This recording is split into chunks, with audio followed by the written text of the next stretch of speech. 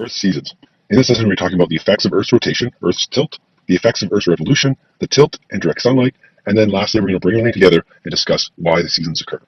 Now, the interesting thing about this lesson is that it is a huge misconception among most people. So hopefully we're going to clear some of those up today. Mine's on seasons. So what I'd like you to do is I'd like you to pause the video and answer these three questions. Number one, why is it cold in the winter and hot in the summer? Number two, what time of year is the Earth closest to and furthest away from the sun? And number three, what about the places near the equator? Why is their temperature pretty much constant throughout the year? So pause the video, answer these three questions as best as you can. Don't worry about being right. Don't look it up. Just try your best to answer the questions using the knowledge you currently have. So referring to that last question, we like to point out is Pontianak, Indonesia, which is located right along the equator. You can see it highlighted in red on the right-hand side. What you'll notice is that the temperature, the average temperature, is pretty much the same throughout the year.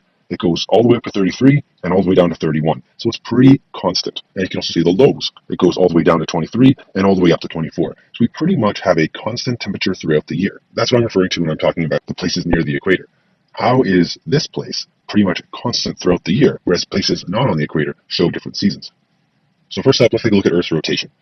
Rotation simply means spinning an object about its axis. So in regards to Earth, it's spinning counterclockwise. And one rotation of Earth takes 24 hours.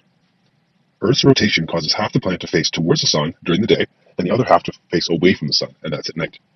As the Earth rotates, the sun continually illuminates a different part of the surface. So the first thing you got to keep in mind is that half of the Earth is always illuminated, and the other half is always dark. The dark side, that's going to be night, and the lit side, that's going to be the day. And as the Earth rotates, different parts of the Earth receive sunlight. That's why the sun rises, and then the sun sets.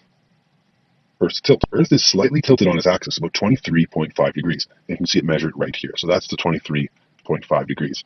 This tilt is the main cause for the seasons, and we're going to come back to that. But it's very important that Earth is tilted. It's not straight up and down. Effect of Earth's revolution. So we talked about Earth's rotation, that's spinning about its axis. Revolution means the movement of one object around another object. So for instance, the Earth moves around the sun every 365.25 days. And this allows us to see different constellations during different seasons because we're in a different part of the sky. You might see constellation A while you're over here, and you'll see constellation B while you're over here. This change of position along with the tilt creates the seasons. So I talked about the tilt being the main cause, the revolution is the other cause. But combined, that's how we get our seasons. So what I'd like you to do is I'd like you to pause the video and using the diagram on the bottom, explain how the tilt and the revolution of the Earth around the sun causes the seasons. Again, to the best of your ability, not expecting you to be right, just write down what you think is the correct answer. Now that we've explored a little bit about the Earth's revolution, tilt, and rotation, I'd like you to revisit these three questions. Have a look back at your answers and see if they've changed. So let's talk more in depth. The tilt, as I said, was the main cause. The tilt of the Earth is about 23.5 degrees, and it causes different parts of the Earth to receive different amounts of direct sunlight. What do we mean by direct sunlight? Well, if the sun was over here, direct sunlight would be towards the northern hemisphere. So that would be direct sunlight. It's hitting it directly. On the southern hemisphere, that's going to be our indirect sunlight. It's going to hit it indirectly. It's going to be a little bit more spread out. So the rays aren't hitting it directly on, it's hitting a little bit more spread out. So this is going to be indirect, and this is going to be direct sunlight. People on the equator, however, are going to receive approximately the same amount of direct sunlight all year. Therefore, their temperatures are mostly constant throughout the year. If you live right along the middle, so the middle is right there. If you live right along there, as the Earth rotates and revolves around the sun, you're pretty much going to receive the exact same amount of direct sunlight all year round because your position relative to the tilt of the Earth stays pretty much the same. So what I'd like you to do is pause the video and open the simulation. Once you have the simulation open, I'd like you to research what your latitude is. So once you figured out what your proper latitude is, place your person at that latitude. So for instance, I put my person right there. Observe how the light strikes our person during January, March, July, and September. Those are sort of the middle of the main parts of the seasons. And then sketch your observation. So this is the example right there. In the space provided on the next slide, or in your notes, and include your average temperature for your city during those months. So you're going to have to look that up as well. So you need to look up your latitude, your average temperature, and then I want you to sketch out what you see using the simulation. Now for where I live, this is what I found. In January, my person is up here and is receiving what's called indirect sunlight, like I talked about before. And as a result, you can see that my sun rays are very slanted. That's going to be our indirect sunlight. Conversely, in the summer, in July, I'm receiving direct sunlight. That's this guy right there. And you can see my rays are much more up and down. I'm going to receive a lot more direct sunlight here than here. This is going to be indirect sunlight. And you can see during March and September, spring and fall respectively, it's somewhere in the middle. We're receiving some direct sunlight, but not as much as during the summer. And it's the amount of direct sunlight that we receive that determines our temperature. And then just to reiterate, when we're comparing winter and summer in the Northern Hemisphere, you can see in the winter we have indirect sunlight, and in the summer we have direct sunlight. And that means hotter, longer days. The tilt in direct sunlight. The more direct sunlight an area gets, the warmer it is. So in what season in North America tilted towards the sun? In what season is North America tilted away from the sun? And in what seasons does the tilt not really affect temperature?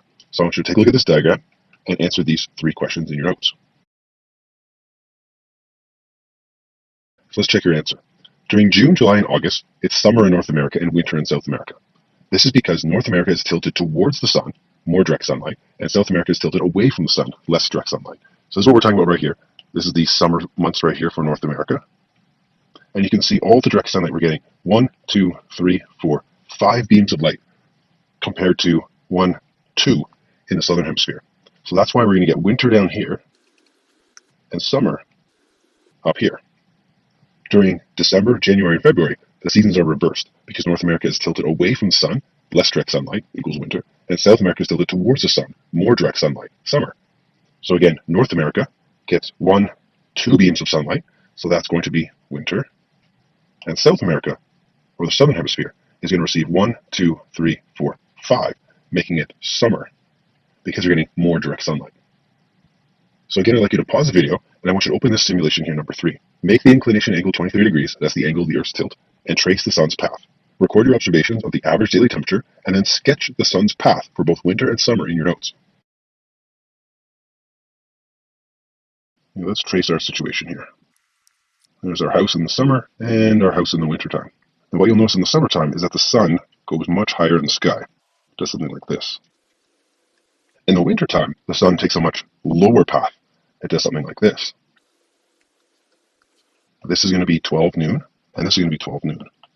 But what you'll notice is that the time here is going to be much bigger than the time here. That's why we're going to have longer days in the summertime. So in the summer, you get longer days because the sun spends more time in the sky. It takes longer to go up here and around than it does to go up here and around. So in the summer, not only do you get more direct sunlight and more heat, but you also get longer days. Where I live, in the summertime, the sun sets usually around 9 to 9:30, and in the wintertime, it can set as early as 4:30. So summer versus winter, let's review. In winter, the sun doesn't get as high in the sky, and therefore we see it for less time, shorter days, and we receive less direct sunlight. It makes it colder. In the summer, the sun takes a much longer path across the sky, and therefore we see it for more time, longer days, and receive more direct sunlight. Makes it hotter. Keep in mind, too, that if the sun is in the sky longer, it has longer to heat the surface, again, contributing to the more heat in the summertime. What I hope you got from this lesson is that summer and winter isn't determined by the distance the Earth is from the sun, but by the amount of direct sunlight that the Earth receives from the sun. And that concludes our lesson on seasons.